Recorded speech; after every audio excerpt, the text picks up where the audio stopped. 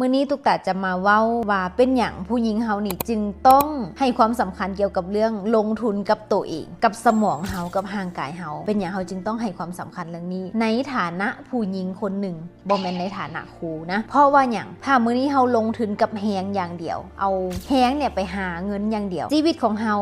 คิดเบิ่งดีๆนะว่าเฮานี่จะมีแฮงเหลือเฮ็ดเวียกนี่นะเต็มที่เลย50-60แฮงเขาก็จะหมดเต็มที่เลยนะบางคน40ก็เริ่มหมดแล้วพอเป็นโรคนั้นโรคนี้และเฮาเฮ็ดได้เพียงแค่เต็มที่เลย12 ชั่วโมงเพราะว่าเฮาต้องนอนถูกปะฉะนั้นถ้าเฮาเอาแฮงไปเฮ็ดทุ่มเทกับแฮงอย่างเดียวเฮาจะป่วยก่อนรวยแล้วสุดท้ายเขาจะตายแน่นอนว่าทุกคนต้องตายทุกคนแต่ว่าอย่างน้อยให้มันได้ใช้ชีวิตบ้างเนาะแต่ถ้าเขาเอาแต่แห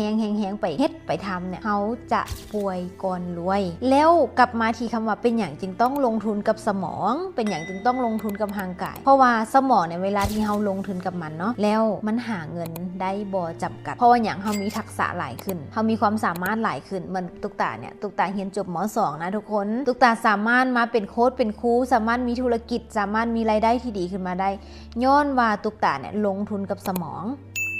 และสมองบ่พอเขาต้องมีห่างกายมีเรือลำเนี่ยพาหนะลำเนี่ยหรือว่ารถใหญ่คันนี้นี่นะมันจะพาเขาขี่ไปฮอดจุดหมายเขาต้องมีห่างกายที่แข็งแรงเขาจึงต้องได้กินอาหารเสริมกินอาหารที่ดีต่อสุขภาพเขาจึงต้องได้ออกกำลังกายเพราะว่าสุขภาพดีมันบ่มีขายถ้าเขาอยากได้เขาต้องเฮ็ดสุขภาพดีนี่มันบ่คือกับเขาเอาเงินไปซื้อเสื้อผ้าได้เสื้อผ้ามาเขาอยากได้เฮือนเอาเงินไปซื้อให้เขาได้เฮือนมา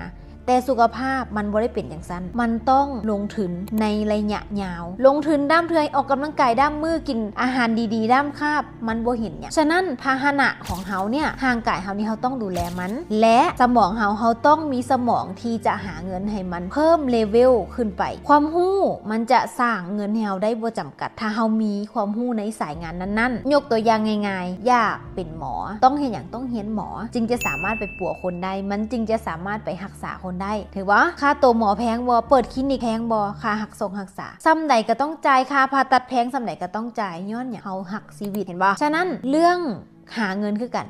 ทุกอย่างเวลาที่เจ้าเองเจ้าอยากที่จะมีรายได้ที่ไหลขึ้นเจ้าต้องลงทุนใส่บนนี้บ่แม่นลงทุนใส่การเอาแฮงเนี่ยไปหาเงินแน่นอนว่าเอาแฮงหาเงินได้บ่มันได้แต่มันต้องแบ่งเจียดในการที่มาลงทุนตรงนี้นำตุกตาเว้าในฐานะผู้หญิงคนหนึ่งเพราะว่าอย่างเฮาต้องรับผิดชอบชีวิตของเฮาเองถ้ามื้อนี้เฮายังหนุ่มยังสาวแล้วเฮาบ่ได้ดูแลการเงินของเฮาให้มันดีนะเฮาจะลำบากบัดเฒ่าเพราะว่าอย่างเจ้าน่าจะเห็นหลายๆคนที่เฒ่าถึงแม้มีลูกมีเต้าลูกก็เลี้ยงเฮาบ่กุมเพราะว่าอย่างเขาก็มีชีวิตของเขาถือว่าคนที่จะดูแลเฮาได้ดีที่สุดแมนโตเฮาเองที่ตอนเฮายังหนุ่มยังสาวนี่แหละอย่าหวังเพิ่งลูกอย่าหวังเพิ่งผัวอย่าหวังเพิ่งเมียอย่าหวังเพิ่งมรดกพ่อแม่อย่าหวังเพิ่งอย่างทั้งนั้นหวังเพิ่งตัวเองในมือที่เฮายังหนุ่มยังสาวเฮาวางแผนการเงินเฮาวางแผนวิธีการหาเงินมือที่เฮาเฒ่าสะแลแก่สลามาเฮาจะได้บ่ลำบากอันนี้ตุกตาเว้าในฐานะผู้หญิงคนหนึ่งนะที่เฮาต้องพองหับความเสี่ยงต่างๆที่มันจะเกิดขึ้นกับชีวิตฉะนั้นแล้วหวังว่า